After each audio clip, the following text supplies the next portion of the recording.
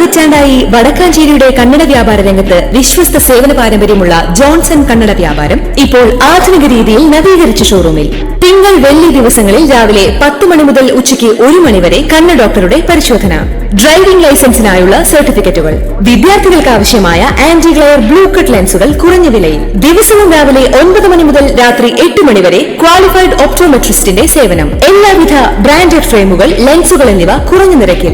Johnson Kannada വ്യാപാരം, John's tower, divine ആശുപത്രിക്ക് എതിർവശം, Vadakkanchery. Phone 94963474. ജയ്പൂരിൽ 25 പുരുഷന്മാരെ വിവാഹം കഴിച്ച് തട്ടിപ്പ് നടത്തിയ 23-കാരിയെ രാജസ്ഥാൻ പോലീസ് അറസ്റ്റ് ചെയ്തു. പുരുഷന്മാരെ വിവാഹം കഴിച്ച ശേഷം ഏതാനും ദിവസം ഒപ്പം താമസിച്ച് പണവും സ്വർണവുമായി മുങ്ങുന്ന വിവാഹ തട്ടിപ്പുകാരിയാണ് പിടിയിലായത്.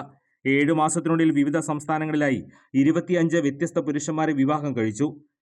അനുരാധ പസ്വാൻ എന്ന യുവതിയെയാണ് സവായി മാധവ്പൂർ പോലീസ് അറസ്റ്റ് ചെയ്തത്.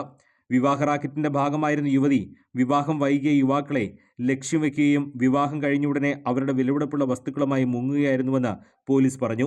തട്ടിപ്പിനിരയായ സവായി മാധോപൂർ സ്വദേശിയായ യുവാവിന്റെ പരാതിയാണ് യുവതിയെ പോലീസ് പിടികൂടിയത്.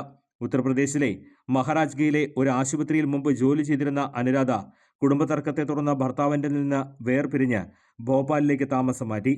അവിടെ പ്രാദേശിക ഏജന്റുമാരുടെ ശൃംഖലയിലൂടെ പ്രവർത്തിക്കുന്ന വിവാഹ തട്ടിപ്പുകാരുടെ സംഘത്തിൽ പങ്കാളിയായി.